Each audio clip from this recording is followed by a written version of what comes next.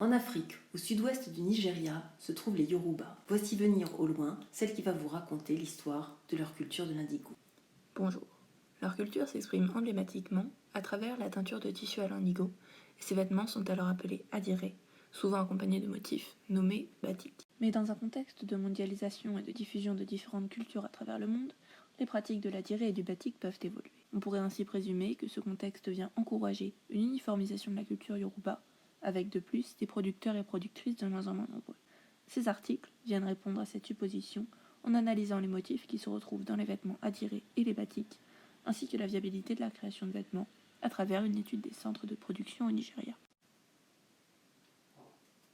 Wale Taiwo Omizaki et Areo Margaret Olugbe-Misola ont écrit le premier article, et cette dernière a aussi coécrit le second avec Razak Olatunde Rom Kalilu. Omizaki est membre du département d'art et design de la faculté d'études environnementales au sein de l'école polytechnique de l'état d'Osun au Nigeria. Ce sont les seules informations que j'ai trouvées à propos de ce chercheur. Olugbe-Misola est une chercheuse à l'université Ladoke Akintola à Ogbomoso au Nigeria. Elle est spécialisée dans les arts appliqués et les beaux-arts, travaillant souvent autour du vêtement. Razak Olatunde Rom Kalilu travaille dans le même département de la même université qu'Olugbe-Misola. Ces articles s'inscrivent dans un contexte scientifique favorable à ce type de questionnement. En effet, ils se rapprochent du sujet de l'influence de la mondialisation sur les cultures locales, traités dans des articles tels que ceux de Jean-Pierre Vernier, La mondialisation de la culture, ou de Tristan Matlard, Les théories de la mondialisation culturelle, des théories de la diversité, ou encore Achille Weinberg et son texte Mondialisation, acte 2. Cet article traite de l'introduction du batik à Osogbo, ville yoruba fameuse pour sa production d'adiré au Nigeria. On dit en effet de cette ville, ce qui signifie qu'Osogbo est rempli d'indigo, alors qu'Ibadan, une autre ville yoruba, est remplie de personnes. L'adiré a des motifs qui lui sont propres, transmis de mère en fille. Mais le batik, lui, est une autre technique applicable à l'adiré. Ce mot vient de titik en indonésien, qui signifie un point ou une goutte. Cette technique a été introduite à Osogbo en 1960 par Uli Bayer et Suzanne Wenger. Pour créer un motif batik, les teinturiers doivent appliquer de la cire chaude par endroits sur le tissu teint à l'indigo afin d'empêcher l'imprégnation du pigment. Suzanne Wenger a donc créé un atelier de batik où de jeunes gens yoruba ont appris cette technique.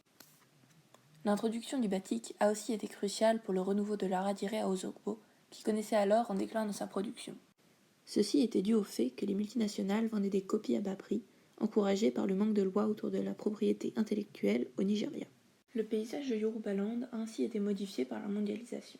Mais les motifs batik étant inspirés de ce qui entoure l'artiste, des symboles ou encore des objets quotidiens, on peut y déceler des influences extérieures en comparant les motifs traditionnels d'adiré et les nouveaux designs. 5 catégories ont ainsi été identifiées dans les motifs.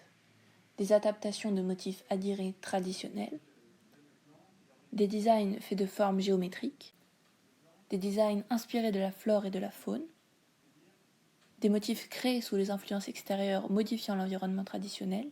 Le motif est ici une glace, élément extérieur introduit sous la forme d'un cône. Il existe aussi des designs reprenant différents motifs et les assemblant.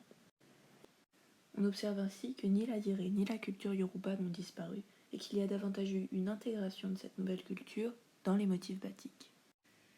Passons donc au second article. Y est traitée la production d'adiré au sud-ouest du Nigeria.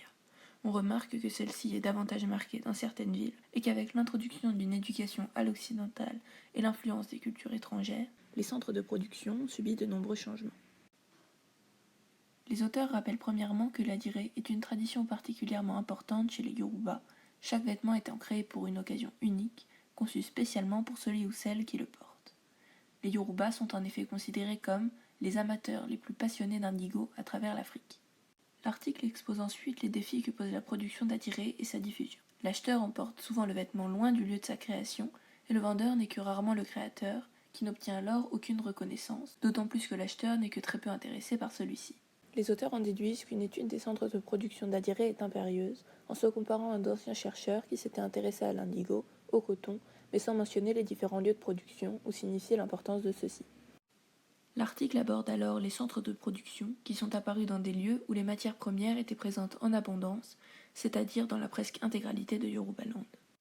L'adiré y est ainsi élaboré depuis des siècles, principalement à Osogbo, Ibadan, Ede, et Abeokuta. Comme vu précédemment, Osogbo est le centre le plus dynamique. Prenons donc exemple sur Abeokuta. En 1933, 80% des vêtements échangés étaient adhérés. 3 quartiers y étaient dynamiques, Ketta, Ijemo et Igbein. Mais seulement les 2 premiers le sont encore, en raison de leur proximité avec le marché de la ville et de la division du travail qui y règne. La ville d'Ede, anciennement au cœur du marché adhéré, n'a plus aucun apprenti dans son centre traditionnel et les artistes ont entre 50 et 80 ans. Dans des centres contemporains utilisant des pigments synthétiques, seulement 2 apprentis sont en formation. La situation est assez proche à Ibadan. Quant à Osogbo, parmi tous les grands quartiers productifs, un seul est encore fonctionnel. Mais le batik a pris la relève et des galeries telles que la Nikkei Art Gallery engagent des apprentis en continuant à transmettre l'art adhéré. Des mesures ont cependant été prises pour remédier à cette disparition. De nombreux musées nigérians, l'organisation Alliance française et encore d'autres organisent annuellement des ateliers adhérés afin de réduire le chômage chez les jeunes, ce qui a dans un même temps aidé la croissance du commerce d'adhérés contemporain. Ces 2 articles répondent à notre problématique autour de la résistance aux influences extérieures de la culture yoruba. Mis en parallèle, ils précisent la situation. Le premier donne l'impression, à l'échelle d'Osogbo, que la culture s'est adaptée à l'extérieur tout en gardant des caractéristiques traditionnelles.